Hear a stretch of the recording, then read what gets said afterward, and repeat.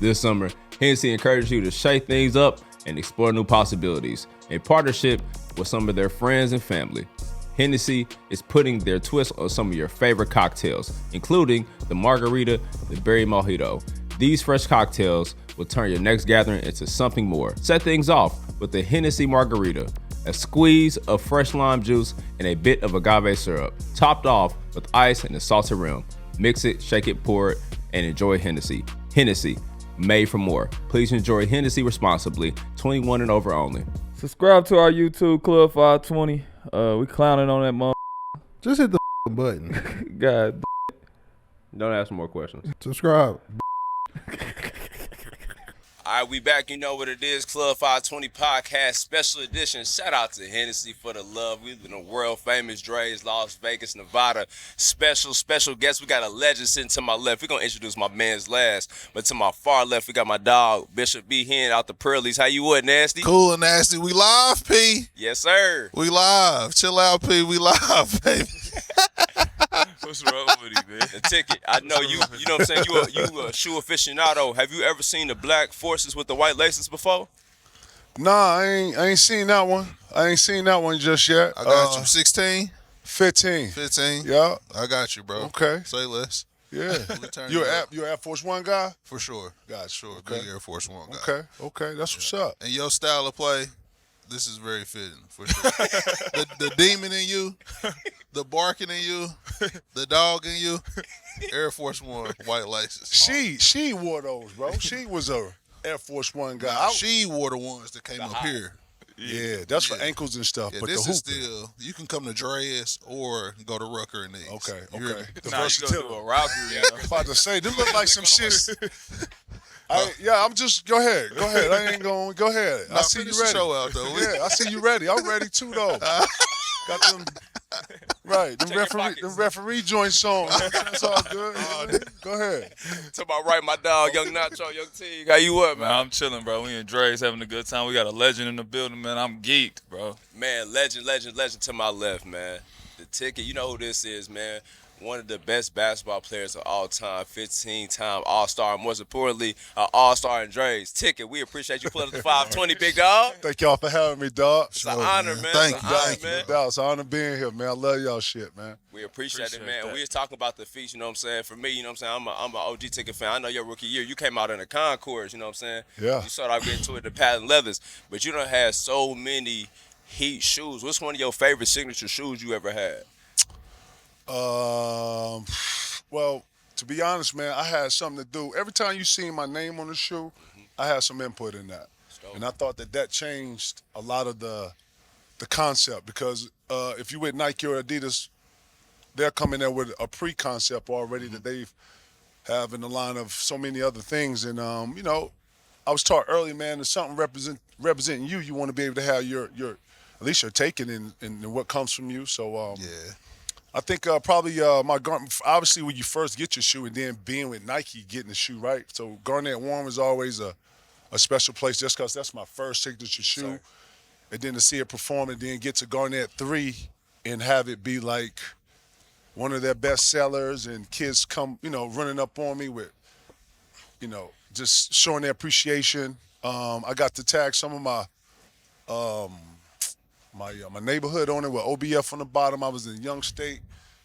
It was going 97, 98 was live. You know, it was live. It was going. You know, Yeah. Jeff, they didn't think I was gonna make it. They were talking about I was gonna be out the league in 2 years. They were talking crazy. They was tripping. I don't know what they was drinking and taking. I don't know, but Wasn't Hennessy, But I tell you that. Damn sure wasn't. nah, but yeah, man.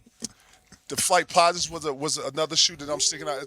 With the Yeah, zippers? The Nike shoes were some of the best shoes because of just of the technology that Nike goes through and push you in, dog. Jeff, you know this, man. They got so many different comforts and cushions that they can pad and put in your shoe. But then Adidas, you know, I had a short run on N1 that was cool, but Adidas had another level of technology that I can't speak on. My first signature shoe with them was through the roof and very comfortable shoe. But yeah, those are shoes that just stand out right away. To just, you know, that to me made a difference. Yeah. And that's what's so far about you. Obviously, we know you're a champion. We know you go crazy on the court. But to have such an impact to the culture, like we was talking before, the Jamie Foxx episode, you know what I'm saying, man? Yeah, Like, that's the back in the positive. days. We had the real crossovers, man. You was trying to take Fancy from Jamie on the low, bro. Fancy was choosing, dog. She was choosing, you know.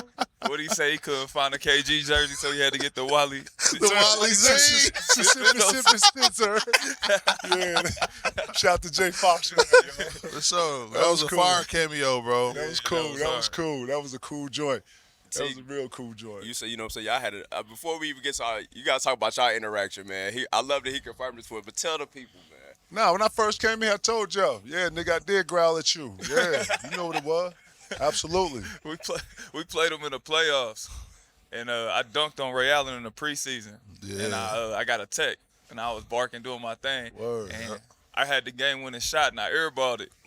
And he followed me through the tunnel, was like, "Don't fuck with the basketball guys. You're not like that. Don't do that."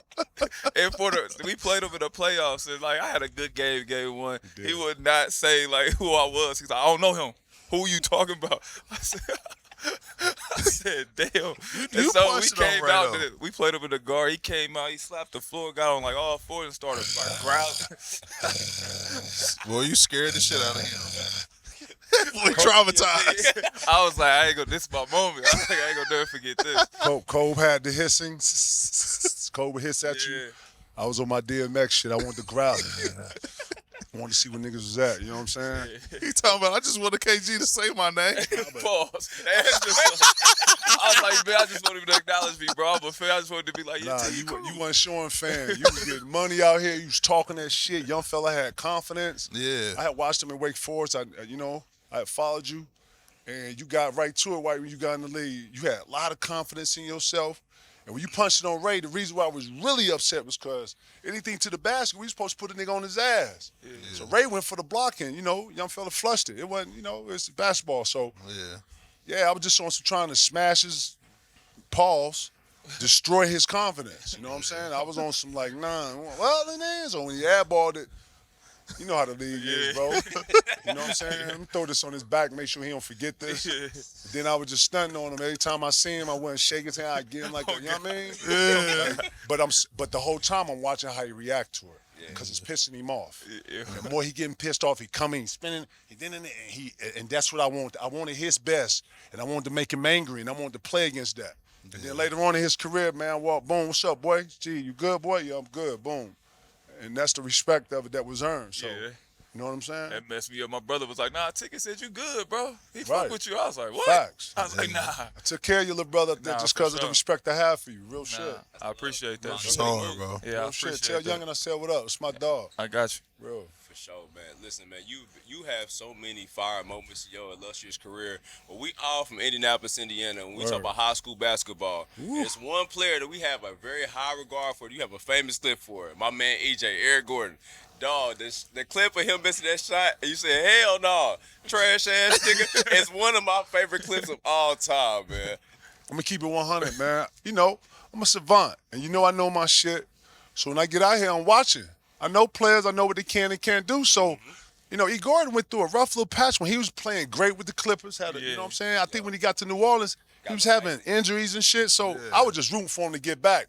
And what y'all don't know, before that clip, he had came down on some groove shit. You know how he trail 3 bows. So he was putting motherfuckers in the mix. And now, we had a bunch of young guys, Zach LaVine, younger Andrew Wiggins, a young Carl Anthony Town. Yeah. And he was dogging him. He was beasting him. So I was like, hey, man, look, compete, man. Don't let the motherfucker come down here and just, compete.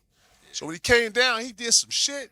And then he spun it. Then he stepped out. Like, oh, hell no. Nigga, that ain't what you do. Oh, trash ass nigga. What you?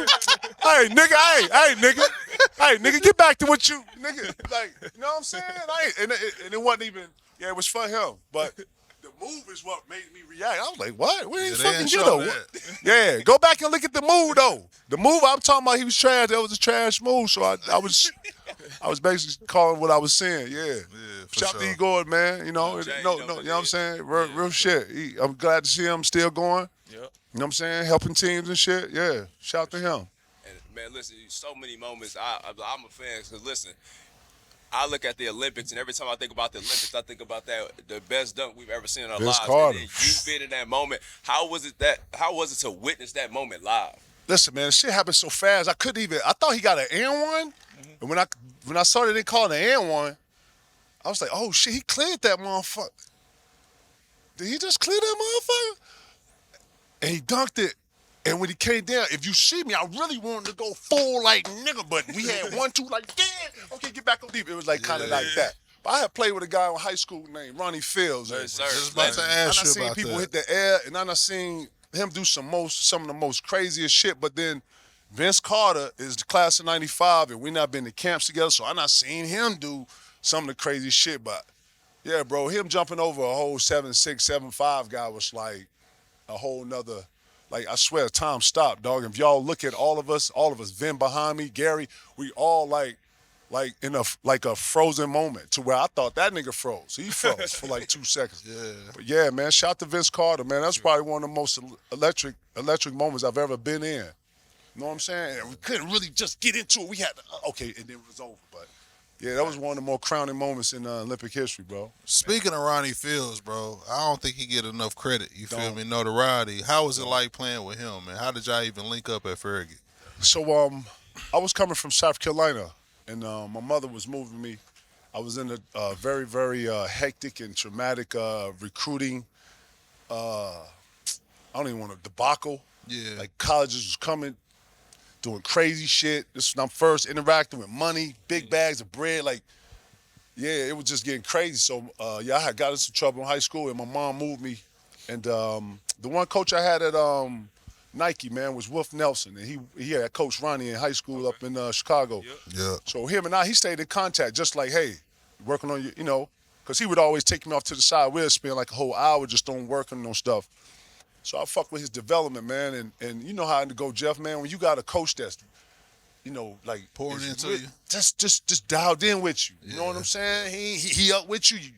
You know, you go through some frustrating moments, he right there. And then I ain't really had no pops. I ain't you know what I'm saying? I ain't had no man in my life. My mom was enough man for everybody in this motherfucking room. So, you know, now I grew up a certain type of temperature. I was used to a certain type of environment. I wasn't tripping over the jungle. I was raised in it. Yeah. So to have a male in my life that was giving me some guidance and someone I could pick the phone up, even though he was 1,000 miles away, was confident for me. So when I had the chance to be able to go up and play with him, I didn't even think about the city. I didn't think about nothing. I was just thinking about, damn, I got a coach that believe me, man, let's get it.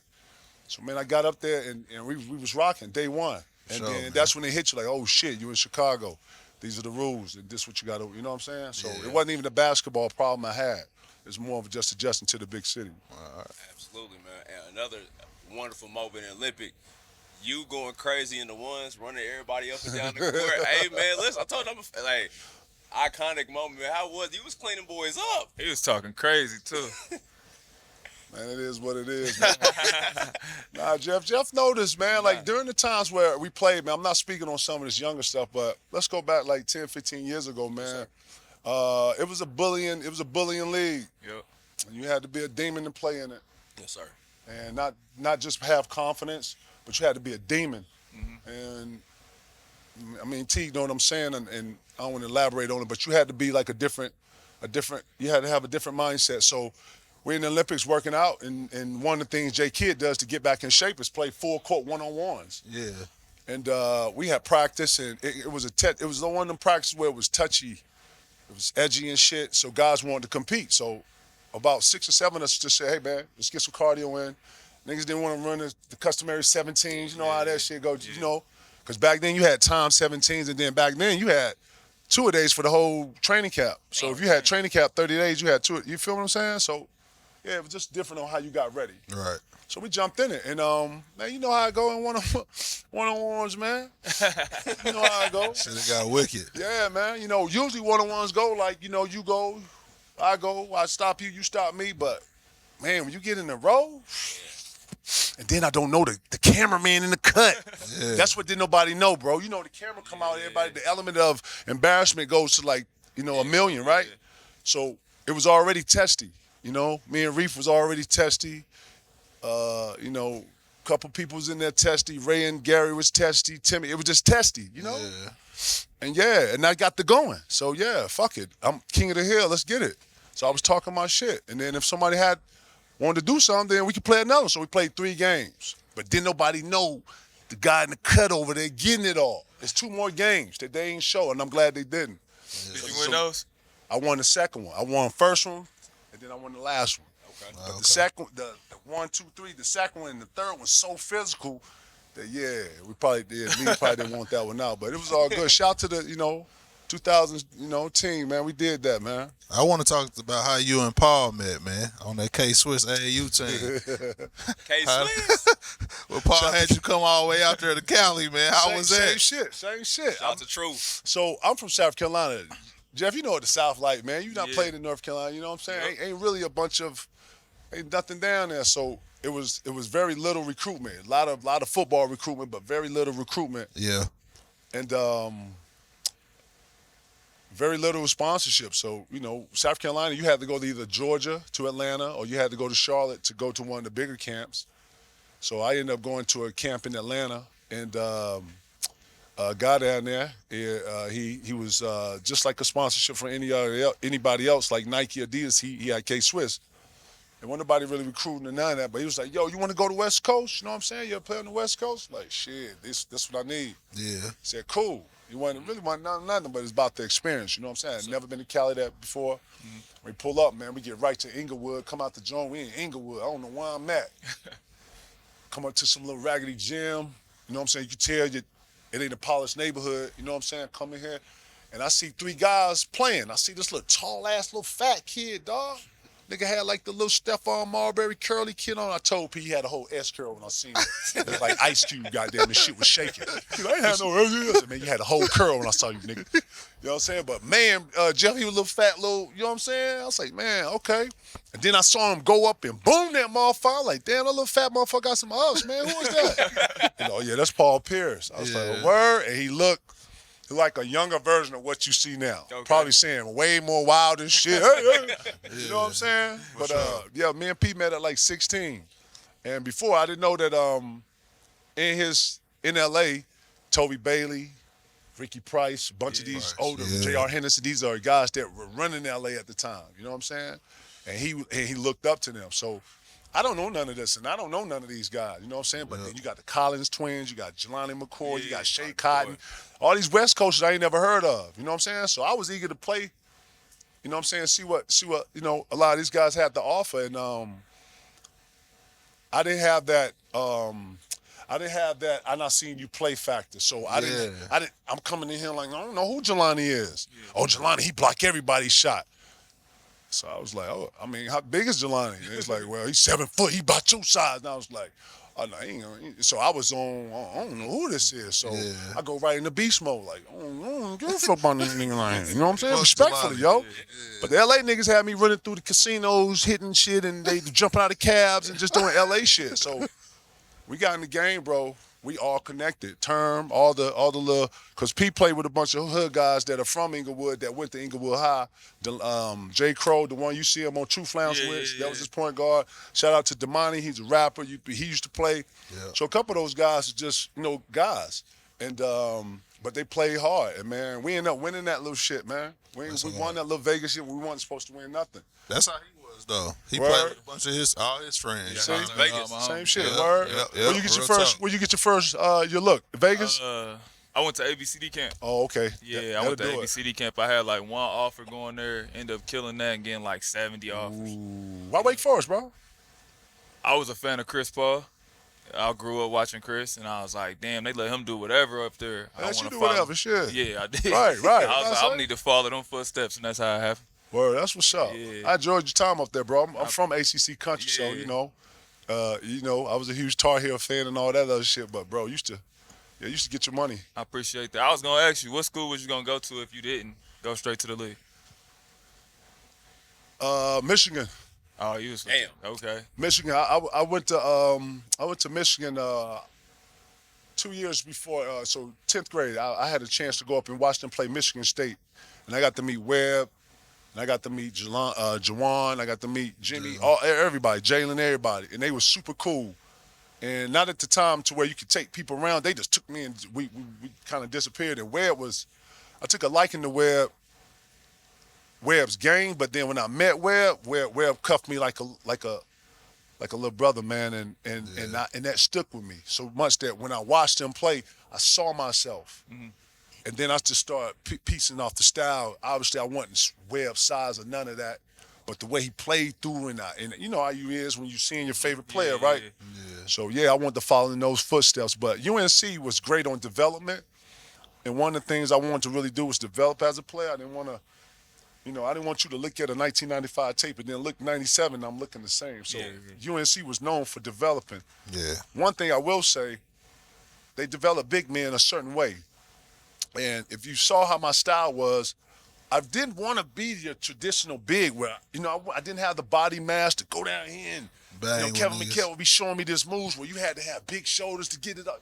You know exactly what I'm talking about, bro. You're trying to figure that out. So early on I struggled with that, but I figured it out. But I wanted to go to UNC for the development. I got a real cousin in life, Shaman Williams, who actually started and played.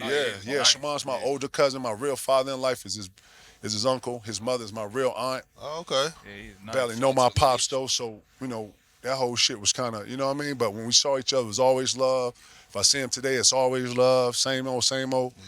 Yeah. But yeah, those two schools really made an impact on me. Sure. You'd have been raw in Michigan. I remember I wanted to go to Georgia Tech with Steph, man, and Bobby Crimmins told me they had a kid by the name of Eddie Alisma, and they didn't need no more bigs. For about 10 years, I was looking for Eddie Alisma. I just wanted him to be on somebody's team. I just wanted to show Bobby Crimmins what's the difference. You know what I'm saying? Yeah. But where you get that mindset from? Because I follow your story, bro. I'm a huge fan. And I remember you doing your draft workouts and you talking about Pat Riley. Yeah, man. The Pat Riley story. Yeah, that's great. Yeah, my mom, man. My mom's a kind of a shout out to my mom, Shirley. You know what I'm saying? But yeah, my mom's she's a hard worker, man. My mom used to work the graveyard shifts. You know what the graveyard shifts are? I used to work them. Y'all know 12 to 12? Yeah, 6 to 6? You know what I'm saying? So yeah, my mom worked that. So, I grew up very responsible, being able to cook early, being able to clean the house early. Okay. I grew up in the South, so I was outside. I'm from slap boxing. I'm from all the guys fighting. I'm from all that wrestling for the belt, getting beat for the belt, going home, cutting out carpet, making a new belt, coming outside with the. I'm from that. Real nigga on the bike. I'm in neighborhoods.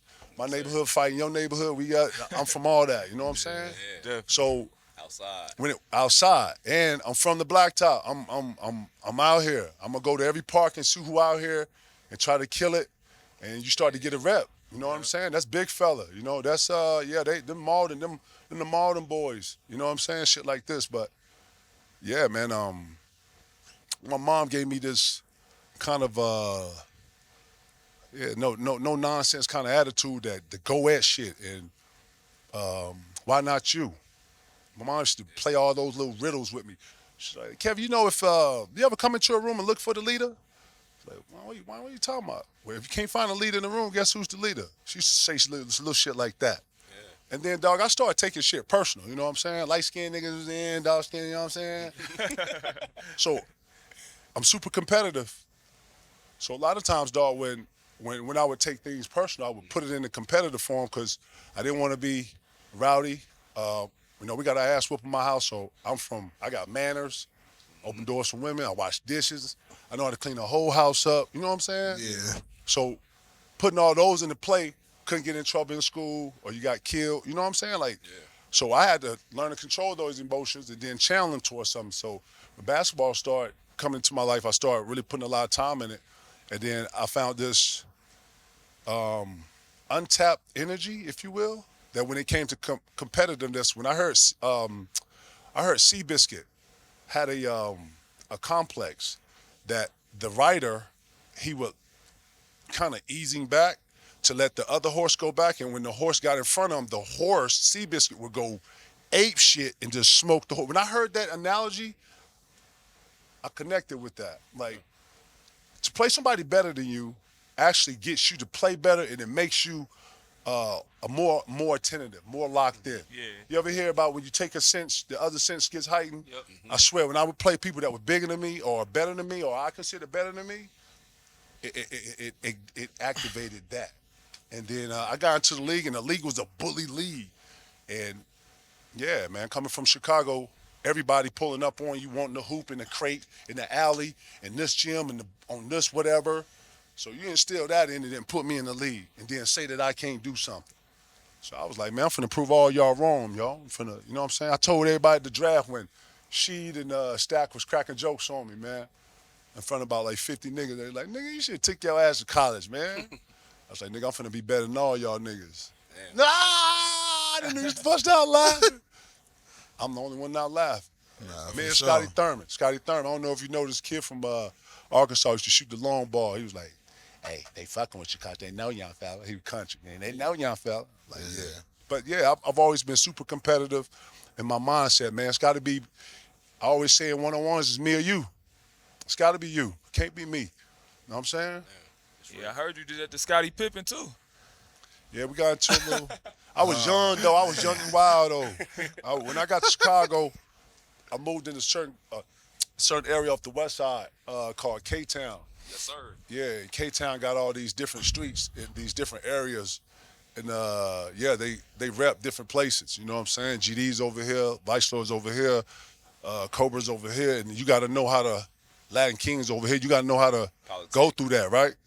And then once I figured it out, bro, you know, you moving. And, you know, a lot of the guys you move with how you moving. Yeah. Yeah, man, Scottie Pippen got us some shit. And I don't know what he thought. Yeah.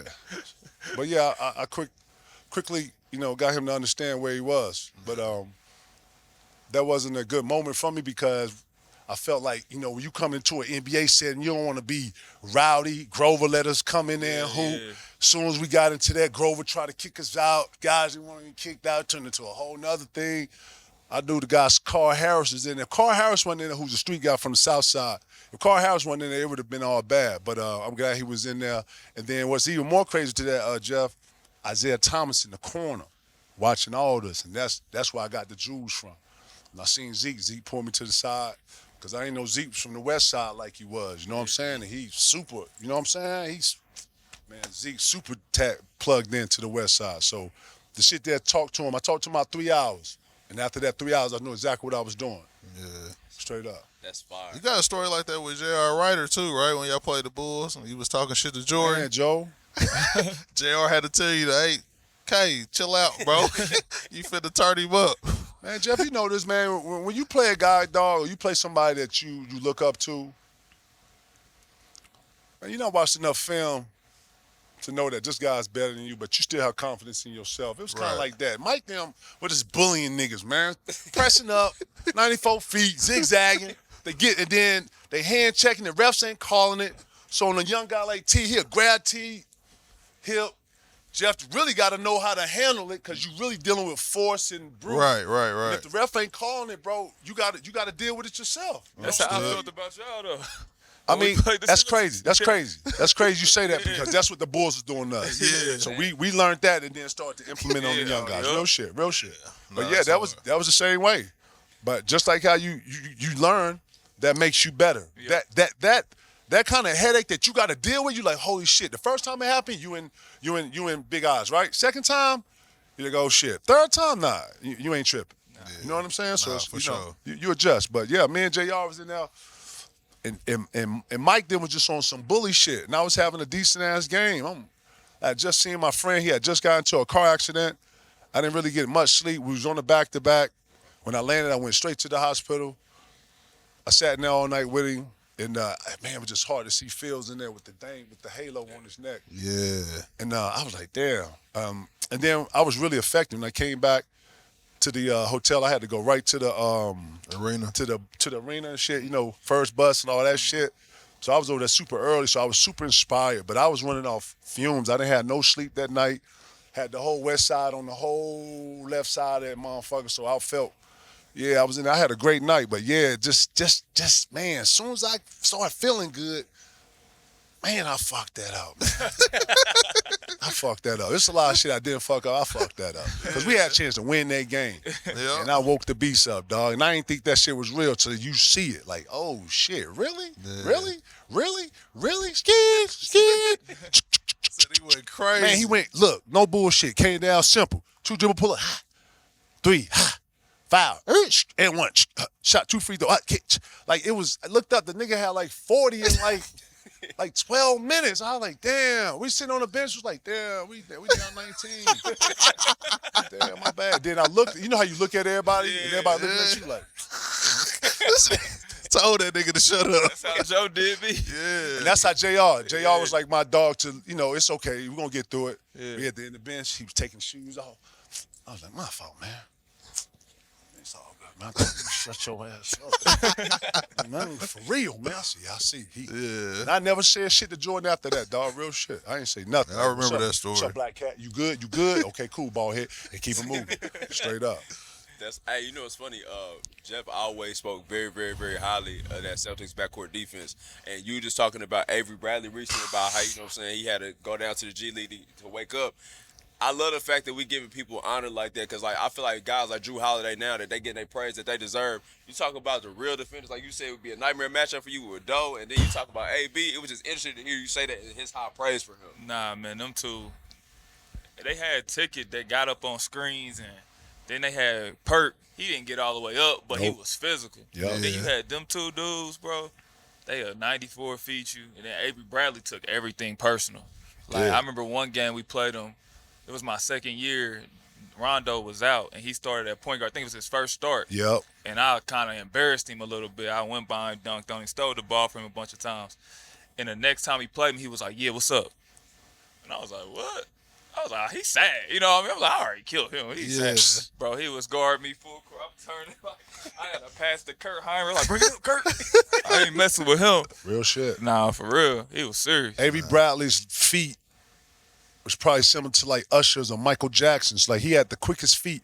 He was normally, when you get hit, if you and Jeff Teague right now was in the pick and roll and bro came up and set a pick on you, if he hit any part of your leg, you're gonna turn.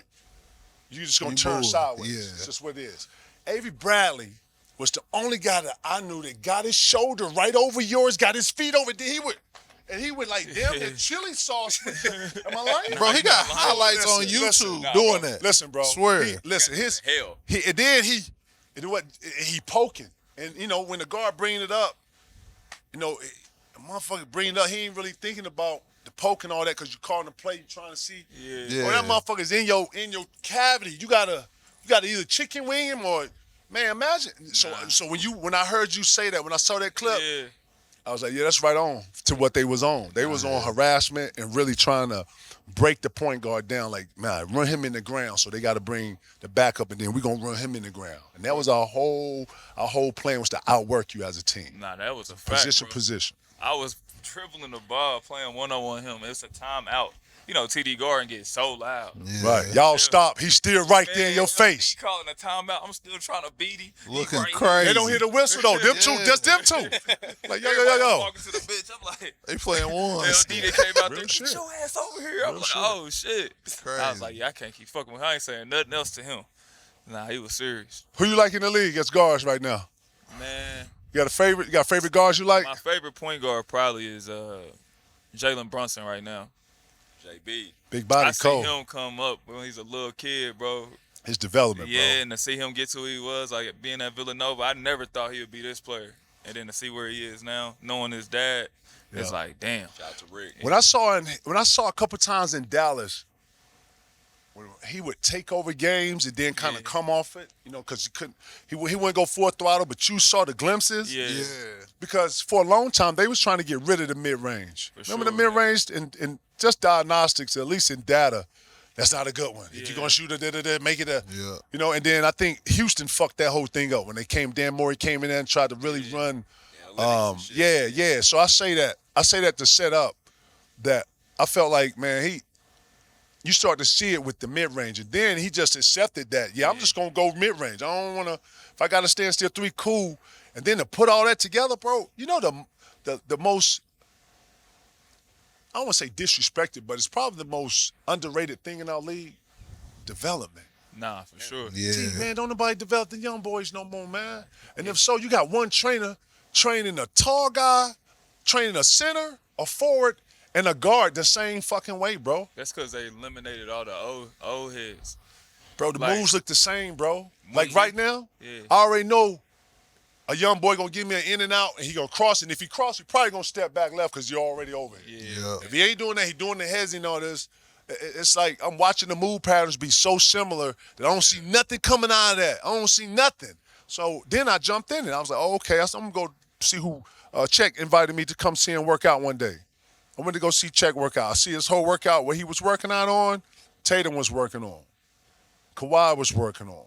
Fucking Brunson working on. And I was just like, nah, man, you gotta customize your own package. You gotta customize your own bag. You know what I'm saying? Yeah. Man, the bag looks similar throughout all of it. You know what I'm saying?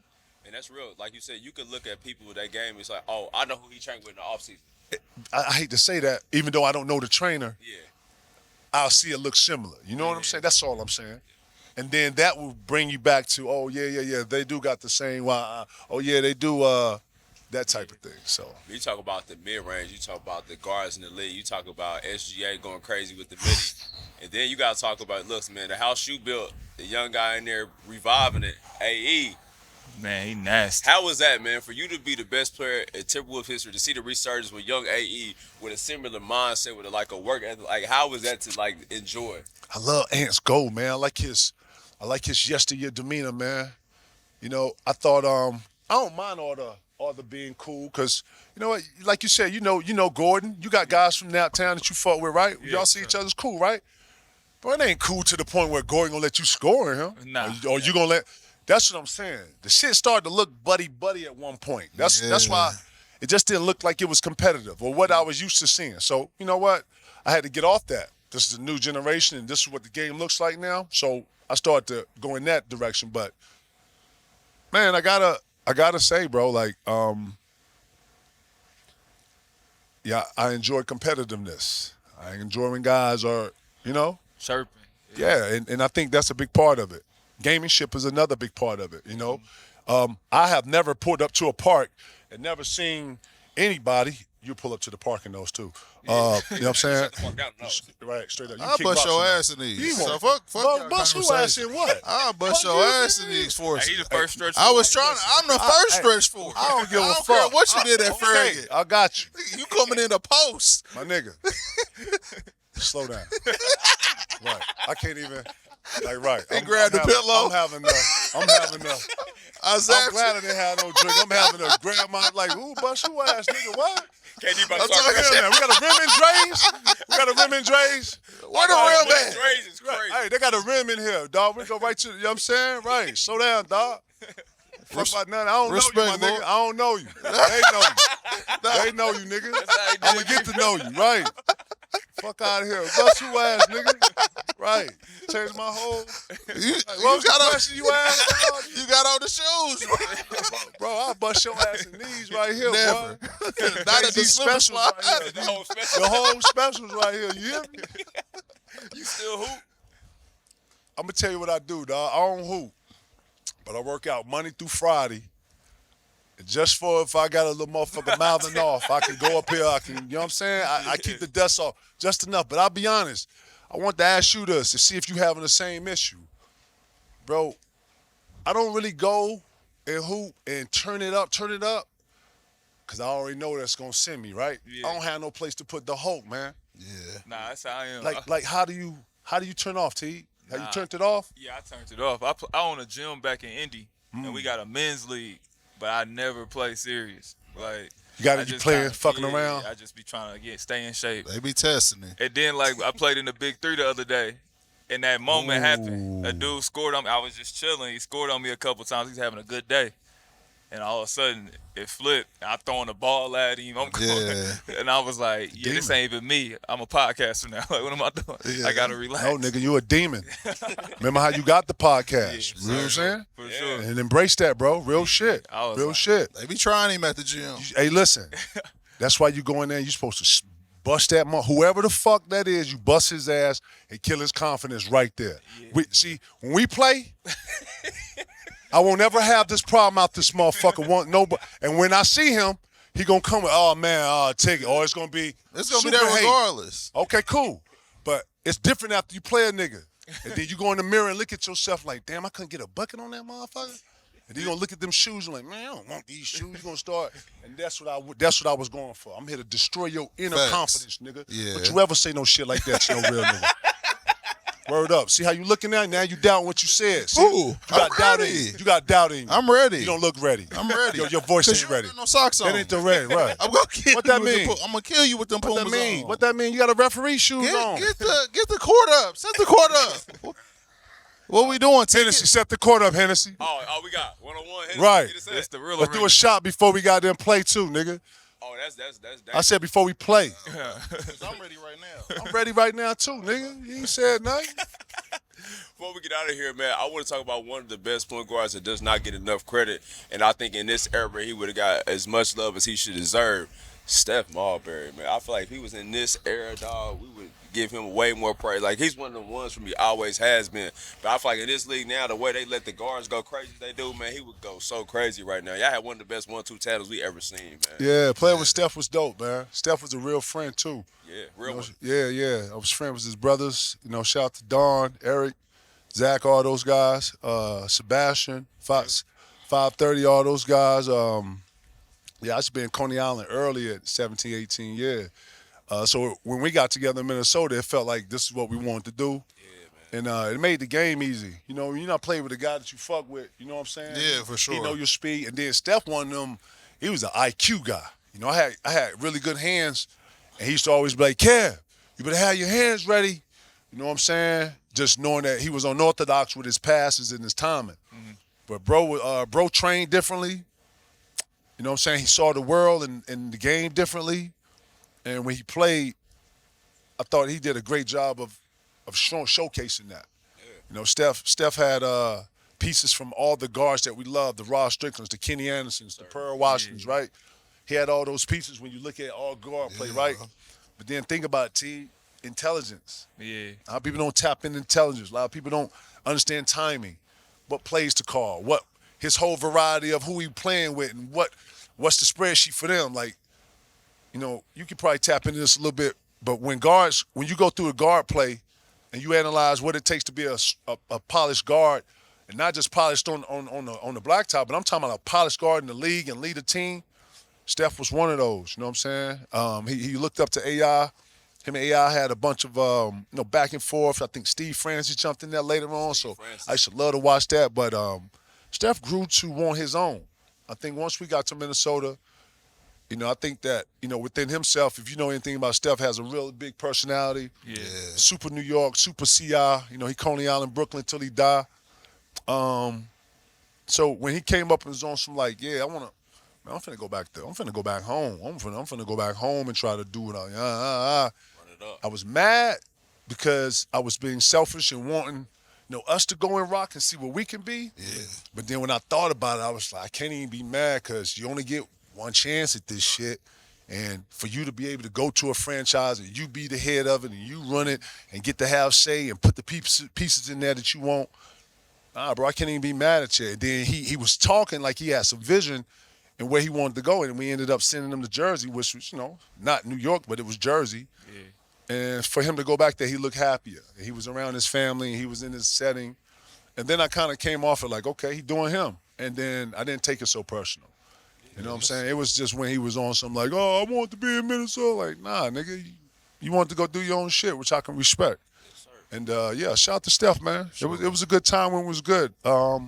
Hate that when he get to tap into that potential to see what we could have been, but shout out to Steph for that, man. Underrated 20-8 for sure. Yeah, man. He don't get spoke on enough, bro. Nah, you don't, bro. Yeah, you know what, too, man? The league, man, with your story and how you come through and things that follow you. Yeah. Man, they put all that on you. You know what I'm saying? If you got in trouble A, B, and C, or if you I ain't gonna say he did anything to fuck the game off or whatever, but I know his situations in the Knicks and and that whole debacle and how that whole played out, and then him having to go to China and shit. Like, Steph should have never had to go to China. Yeah. You know what I'm saying? Stephon Marbury had to go to China. You know what I'm saying? Crazy. But showing to his true brilliance, man, he goes over there, he takes over the fucking league, he becomes what we all know him to be, the great spirit that he is, you know what I'm saying? Yep.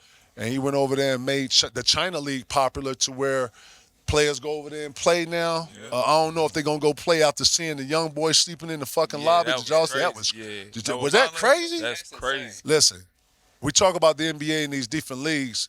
The league is, I say this, it's professional. Yeah. Yeah. You would never have a guy in none of those aspects. And then two, Never. I'm thinking, one, where's your agent and Yeah. where's your teammates? For sure. Yeah. That's the first thing I thought. If you sleeping in the lobby, where's your other teammates? Yeah. You know what I'm saying? And who's not speaking of you? Whole nother conversation, I say. But yeah, shout to Noah. shout out to Steph doing that, man. No. I say the young fella doing that, but I was just going back to Steph and being able to making China popular and all that shit. But yeah, Steph was one of them question marks of what could have been. You know what I'm saying? Yeah. Before we get out of here, man, last fan question for me, man. One of my favorite pitches, one of the favorite passes, oops of all time, man. An all-star joint, you a Cole, man. One of my favorite things I've seen on the basketball court, man. Yeah, shout to Bing. Yeah, when we was coming up, when I first met that crazy motherfucker, Bing was super intense as a young kid. And then when we got to the All-Star game, we was in New York, and they called the East out first, and we were sitting in the back, and I'm on. I am on. I'm ready to get out here, man. Fuck them, you know. Like it was just I was ready, and it was the first time I saw him like nervous. And nobody else was paying attention to shit. You know, we the youngest here. So I'm like, yeah, it's actually a clip. They don't play the whole clip, but they play a piece of like, yeah, motherfucker, we at the All-Star game, nigga. We at the All-Star game, nigga. Now, dappy, you see, and I'm in the back like this, like, nigga, you ready, nigga? We here now, nigga. We here now. Now, dapping, and he like, yeah, we at the All-Star. Like, nigga, get your gas up. Hey, nigga, we going at this nigga. Because they was already pumping him and Mike. Nigga, fuck him. We get out here, I'm looking for you. Be ready. I said, all right, cool. And I'll be damn. I'm talking about the second play in the game, third play. Boom, boom. I came down, took on the left side, and I looked up, and I just put it right in the middle of the rim and where he was coming from. I timed it perfectly. Well, this nigga jumped so motherfucking high. And when I talk about that Vince Carter moment, boy, cold ass just, I watched it from my perspective. I threw it. Yeah. So I watched him just, blue, we dunked that motherfucker dog when he came out. I was like, yeah, nigga, I told you for the fuck. I was on some nigga shit, Lord. Yeah. He was on some like, let's be professional. Man, fuck that, man. Fuck, let's get it. So that energy coming out, playing, yeah, that was a magical game because MJ was looking for it too, and he wanted all smoke. Blowing his hand, licking his fingers and shit. It was on. The demon came out. He was in Madison Square. You know he really activate when he in there, right? Oh man, it was no bigger stage than center stage at MSG, and watching that going back and forth. MJ solidifying himself, you know what I'm saying? But Kobe establishing himself right there, you know? Magical moment. Man, what better way to end this ticket? Champ, Oh, I gotta say one more thing. Go ahead, Jeff. Go ahead. We here. That's an MVP right there. Oh, yeah, for sure. So you won an MVP, top 75. You did damn near everything you could do in basketball, bro. To transition to doing podcasts and being more open. Like, cause me knowing you, when you played, you was the best teammate. My brother told me you the ultimate teammate. Everybody in Minnesota told me you was the ultimate teammate, the best vet you can have. But you never talked about players or nobody like that. So to see you show love to the young guys now, It's fire. it's different, bro. Like most of the old heads that we used to say like was old heads when I used to watch, they would talk crazy about the young guys. Oh, they getting this money, they don't play. And then you come in, you like, yeah, I love AE. Yeah. Tyrese my Halliburton dog. too. Yeah, You put and a it's lot of like- light on him. Yeah. Well, think about this, guys. Real shit. When you play, man, at least for me, I couldn't play in that gray area. Yeah. You know what I'm saying? Even though, I mean, Chauncey Billups, Teron Lue, Rasheed Wallace, these are my personal friends. Yeah. And I understood what it was when we all played. So, you know, When I played, man, I locked into who was rolling with me. And if you notice, I never really fraternized with the other side. I adapt, you say what up, but it was never like you know what I'm saying? Unless I really, there was probably maybe one or two or a handful of guys I count on one hand, right? So when it came to make a jump to podcasting and stuff, I thought those experiences and being able to share some of those stories and, you know, the fact that I have never sat back and had a real conversation with you before we got here to let you know my respects towards you and what I was a fan of yours and your body of work. Appreciate and it. the reason why I was growling, I ain't growling at everybody. Ain't no nigga ever gonna come back up like, man, Kevin Garnett growling at me. I'm only doing that to niggas that I got. You understand what I'm saying? Yeah. So I had a certain level of respect for you. So to come on here, let Jeff feel me, you know what I'm saying? Let him know that, man, not only did I fuck with you, but, you know, your little brother, when he came to Brooklyn, I cuffed him. Like, that's what this is. To me, that's what the podcast lane is for. It's for me to be able to, I took all this experience, and let me just throw out these experiences. Hey, man, this happened to me over here. This happened. And that's all it is for me, to be able to make reference to things that I've been to what these young guys are going through, to let them show that the parity is very similar, bro. You thinking it's hard, bro. Shit, y'all ain't practicing. Bro, imagine having to practice. Matter of fact, imagine doing 2 days for 30 days. Y'all ain't. So when I share some of this experience, it's only to bring it back to today's game, because I think today's game, the young boys think a certain way, but man, bro, but 10 years ago is a whole nother way and a whole nother way of style. So taking that greatness too, bro, remember this about yourself. You know, when you went to Wake Forest, you became great there. You came to the league, you established a greatness about yourself so much that you got a brand now to where you got a podcast. You coming up here speaking on not just in the NBA experience, but IQ and articulating it for your audience, right? Sure. That's a greatness. Yeah. It was no way I think I was going to come in here and see you 265 or overweight, looking like a bum. No, you know what I'm saying? Bro, because you got a greatness about you. So I would expect that when you walk off the court to have the same thing. Bro, I tried to dominate every point that I was on the court. Who's to say you put that up when you step off of it, you know? I just took that same energy, I put it into something else. If you ask my partners at Content Cartel, my partners that tell you how hard I go at that shit, when we put out shows together, I'm up all night. I don't use no cards, it's all off my dome, I rip. And this is my vision for the world and what I want to give them for when we shoot. I shoot it with P, who's my real best friend in real life. And he's as crazy as they come. So y'all get to see the two guys who real best friends talk basketball in front of y'all. Yeah. And so we clean it up as much as we can, but we like to be ourselves. We dress how we fucking dress. We come in here, you know what I'm saying? Like all this, put the nigga in the box and have him talk like this and wind him up and then end it with a that shit out of here. Fuck that. Yeah. Niggas ain't doing that shit no more. Y'all so fire, man. Fire, bro. And you know what? It's from us. Yeah. And that's what I love about y'all show. Y'all show fire because it's from y'all. Yeah. You know what I'm saying? I love how you came on here talking your shit. Nah, thank you, you know what I'm saying? Bro. Keep going. Nah. Thank you, bro. I still want them ones. It's all good, Lord. Yeah. And then you're going to be careful on how you got to, you know what I'm saying? Yeah, man. I ain't no bus driver, my nigga.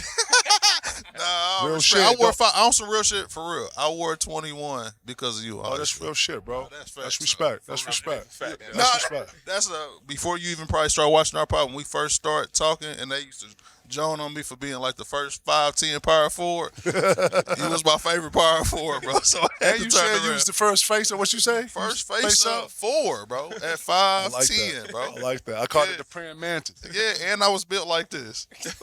So you been this size your whole body, your whole life? Yep. Shout out to my grandma's side. Nah, dog, you ain't got a chance in hell. Nah. 16 and 10, KG. 16 and 10. What's that mean? That was my stats. Oh, word. For sure. In Indianapolis? Yeah, and I played with George Hill, too. Yep. Where the fuck is George Hill at these days? He live in San Antonio. He on a farm. He on like a... Yeah, I saw that nigga. I thought he was in... That's George... That the dreads?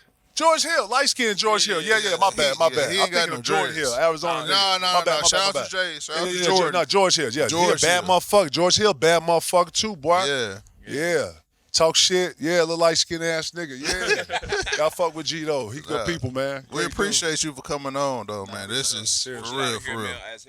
you know what I'm saying? One time for the one time. Oh, that's what's up, man. Thomas, Cheers. man, to the ticket. Cheers, Anything is y'all. possible. Cheers. Dog. Cheers, y'all. Anything is Cheers, possible. yes, sir. my Yes, dog. sir. My dog. Anything is possible. Straight up. Hey, man, this is a blessing, man. We had the legend bless us with his presence, man. For sure. Check my man's out. Content going crazy. Him and P, keep it entertaining, keep it authentic. You know what it is, Club 520 Hennessy. We about to go to Dre's and had a real fun. We appreciate y'all rocking with us. Hennessy Arena's been a hell of a time. We gonna catch y'all the next time. We out. Yeah. 520.